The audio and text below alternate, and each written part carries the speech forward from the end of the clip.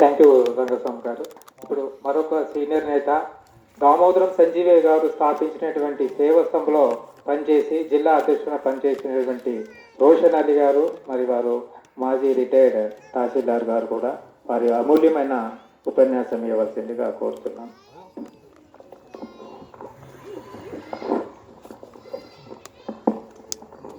సభాధ్యక్షుడు నేటి సన్మాన గ్రహీత పెద్దలు పూర్ణచంద్రరావు గారు, హర్షకుమార్ గారు, పూజ్యులు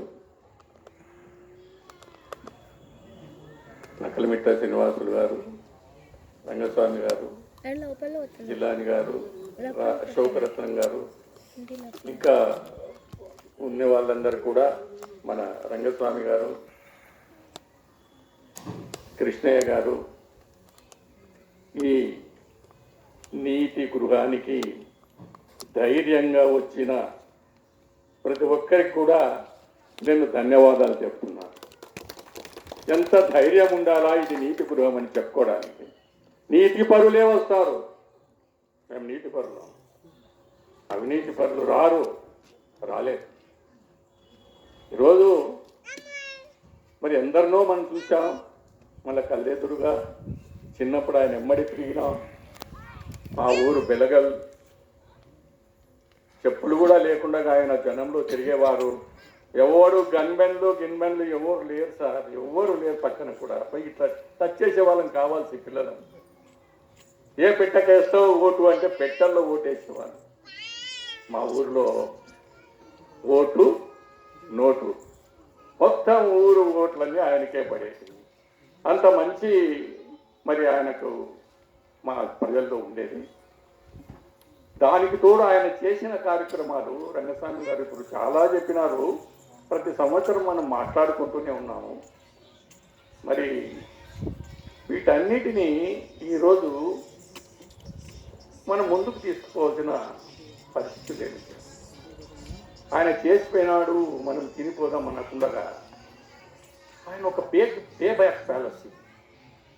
ఈ దేశము ఆ సర్వేశ్వరుడు నాకు ముఖ్యమంత్రిగా చేసినాడు, ప్రజల్లో నాకు ఒక మనిషిగా శాశ్వతంగా హృదయాల్లో ఉంచినాడు, మరి నేనేం చేయాలి అని ఎన్నో కార్యక్రమాలు చేసినాడు. మీరు రాసుకుంటే కూడా టైం చాలదు. అందులో మీకు అందరికీ తెలియని కూడా ఢిల్లీలో బాపు భవన్ అనేది ఒకటి, బాపు భవన్ కోట్ల రూపాయల పైన సంజీవ గారే నిర్మించింది. మీకు అంత తెలుసునా ఎవరికన్నా? అక్కడ కాలేజీ నిర్వహిస్తున్నారు, బ్యాంక్ ఉంది, మన మీటింగులు జరుగుతాయి, మరి హైయెస్ట్ నేషనల్ మరి కార్యక్రమాలన్నీ కూడా బాపు భవన్లోనే జరుగుతాయి. ఇది చేసింది కూడా ఆయన ఏమి చేయలేదు అని చెప్పడానికి లేదు, ఏమి అన్నీ చేసిన. ముఖ్యంగా బడుగు బలహీన వర్గాల్లో ఈరోజు మనం అనుకుంటున్నాం ఎస్సీ ఎస్టీ బీసీ మైనారిటీ 95% మనం అనుకుంటే ఓట్లు మనవి, సీట్లు మీవే కొత్త నుంచి అనుకుంటున్నాం. అట్లా జరుగుతూ ఉంది. దానికి మరి ఒక ఫుల్ స్టాప్ పెట్టినారు ఆయన. ఫుల్ స్టాప్ పెట్టి బీసీలను ఏకం చేసి మొట్టమొదట కర్నూలు జిల్లాలో 6 మంది బీసీలను ఆయన గెలిపించినాడు. అది ఆయన జీవితాన్ని మరి చాలా దెబ్బ తీసిండొచ్చు, ఇది మర్చిపోలేని. మరి ఆయన ఆ పాలసీని ఎన్నుకున్నాడు. మరి ఈరోజు సంజీవయ్య అంటే ఏదో సంవత్సరానికి ఒకసారి ప్రోగ్రాం జరపడం, వెళ్ళిపోవడం, కలెక్టర్ను నిలదీసి ఇది కుదరదు, సంజీవయ్య ఫ్యామిలీని మీరు మేళ తాళాలతో తీసుకొని రావాలి ఇక్కడికి, అది స్టార్ట్ చేశారు. నేను జగన్ గారు ముఖ్యమంత్రిగా ఉన్నప్పుడు ఇక్కడనే పెద్దపాడులో ప్రోగ్రాం జరపాలి, ముఖ్యమంత్రికి రావాలి అంటే జీవో ఇష్యూ చేయడం జరిగింది. 2 లక్షల రూపాయలు కూడా మరి ఆ రోజు జీవో ఇవ్వడం జరిగింది. నేను కూడా ఇస్తాను, ఒక ఆయన పీకే ఉన్నాడు మనకు డిప్యూటీ సీఎం, ఆయన కూడా ఇస్తా అన్నాడు. ఆయన ఈ లేదు ఈయన లేదు. ఇది ఎందుకు రాలేదు అంటే మున్సిపల్ ఎలక్షన్స్ రావడంతో ఇక్కడ జరిగే కార్యక్రమము జరగలేదు. అంటే మనం ఊరికే ఎవరో ఇచ్చినది చూసుకుంటూ తినుకుంటూ కూర్చునే కంటే మనము వాళ్ళు చేసినది కార్యక్రమాలని ముందుకు తీసుకోవడానికి కొంచెం ధైర్యంగా ముందు కార్యక్రమాలు చేయాలి. రంగస్వామి గారు చెప్పినట్టు ఇవన్నీ చేశారండి. ఏసీబీ ఎవరికండి? ఏసీబీ ఎవరికి? ఆ రోజుల్లో ప్రతి పెద్దోడు సంపాదించుకునేదే. మా తాత సంపాదించింది అనేది. లేనోడెవడు? SC ST BC minority. దానికోసం వీళ్ళ కోసం ఖచ్చితంగా ఏసీబీ ఉండాలనే ఉద్దేశంతో ఆయన తీసుకువస్తే దాన్ని వ్యతిరేకంగా 2020లో కలెక్టర్ గారు అక్కడ కూర్చున్నారు. వీరపాండ్యన్, మిస్టర్ కలెక్టర్ 3 రోజులైంది, రోజు ఇద్దరిని ఎస్సీ ఎస్టీ బీసీలని అరెస్ట్ చేస్తున్నారు, ఏసీబీ పట్టుకుంటున్నావు, ఏం చేస్తున్నావు నువ్వు? కనీసం వాళ్ళకు ఇట్లా చేయకూడదయ్యా, మీ కుటుంబాలు నాశనం అయితేని చెప్పడానికి కూడా రాలేదా నీకు? మరుసటి రోజు నుంచి సార్ స్టాప్ అయినాయి సార్. మరి కుల్లా అడగకపోతే ఇట్లాంటివి జరుగుతుంటాయి. కాబట్టి మనము దామోదరం సంజీవయ్య గారు జిల్లా కోసం చాలా చేసినాం. అన్ని ఏరియాలు తిరిగినాం. శేషయ్య గారు మన హేతువాద కృష్ణయ్య గారు అందరితో పాటు మన వినాయక్ గారు చాలా జిల్లాకు దామోదరం సంజీవయ్య పేరు పెట్టాలని అనేక ఉద్యమాలు చేసినాం. చాలడం లేదు ఆ ఉద్యమాలు. ఇప్పుడు పెద్దవాళ్ళ దగ్గర ఉన్నాం మనం. ఇక్కడ ఉన్నే హర్షకుమార్ గారు మామూలు మనిషి కాదు. మంత్రులు పోయినారు, ఎమ్మెల్యేలు పోయినారు, హ్యాపీగా ఉన్నారు, జల్సా చేస్తున్నారు. ఆయన ప్రతి ఇష్యూ కూడా ముఖ్యంగా ఎస్సీ ఎస్టీ బీసీ మైనార్టీ బడుగు వర్గాల కార్యక్రమాలను గురించి ధైర్యంగా నిలబడి అడుగుతున్నాడు.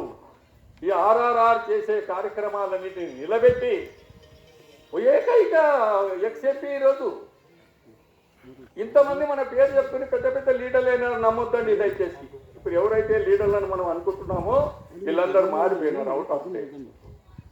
ఇలా కార్యక్రమాలన్నీ మతోన్మాదులకే సరిపోతున్నాయి కానీ మనకు సరిపోవడం లేదు.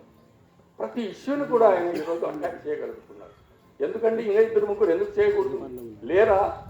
ధైర్యం లేదా? మాటలు రావా?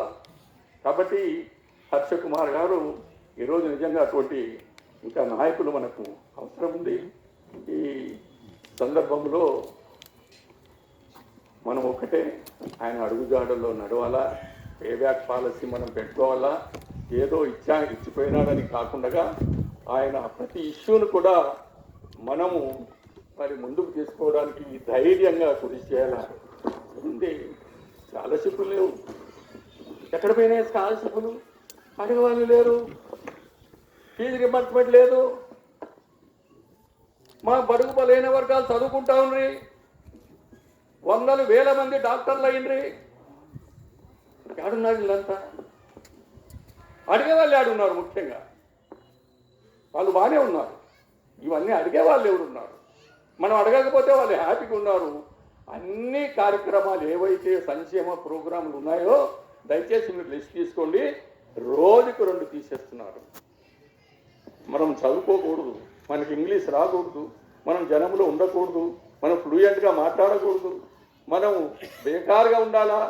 బట్టలు వేసుకుంటే కూడా, మంచి బట్టలు వేసుకుంటే కూడా, ఈ మధ్య ఒక ఆయన అట్లానే కామెంట్ చేశాడు పెద్ద ఆయన గురించి మాట్లాడితే మైండ్ చెడిపోయింది అంతో ఎందుకున్నారు. కాబట్టి ఇటువంటి పరిస్థితుల్లో ఉన్నాం.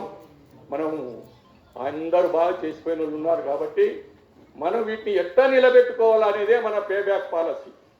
ప్రతి ఐటమ్ కూడా పెద్దలు ఇచ్చిన ఆస్తులు మనం ఎట్లా 2 ఎకరాలను 3 ఎకరాలను 4 ఎకరాలు ఎట్లా పైకి తీసుకొని పోతున్నామో, ఎక్కువ చేసుకుంటున్నామో, వీళ్ళందరూ ఇచ్చిన మహానుభావులు ఇచ్చిన వాటిని కూడా మనం దగ్గరగా ఉండి వాటిని ఇంప్లిమెంట్ చేసుకోవాల్సిన బాధ్యత మనం అందరూ తీసుకోవాలని కోరుకుంటూ ఈ సందర్భంగా మరి చాలా చక్కని వ్యక్తికి అన్ని అర్హతలు కలిగి మరి అందరితో సార్ని ఎప్పుడు చూడలే, కానీ ఎప్పుడో చూసినట్టుంది నాకు. నిజానికి ఎక్కడో ఫోటోలో చూసి పూర్ణచంద్రరావు గారిని విన్నాను అని చూసినా. ఇప్పుడు ఊరికే ఈరోజు చూస్తే ఎన్ని ఏళ్ళ నుంచో చూసినట్టుంది నాకు. ఆ ఫిగరు, ఆ ఫేస్వల్ ఇది అటువంటిది. కాబట్టి వారికి ఈరోజు ఒక మంచి మరి అవార్డు ఇవ్వబోతున్నందుకు మీ అందరికీ ఇక్కడ ఉండే కమిటీకి ధన్యవాదాలు తెలుపుతూ ఈ అవకాశం ఇచ్చినందుకు మీ అందరికీ ధన్యవాదాలు తెలుపుతూ సెలవు తీసుకుంటున్నాను. Thank you.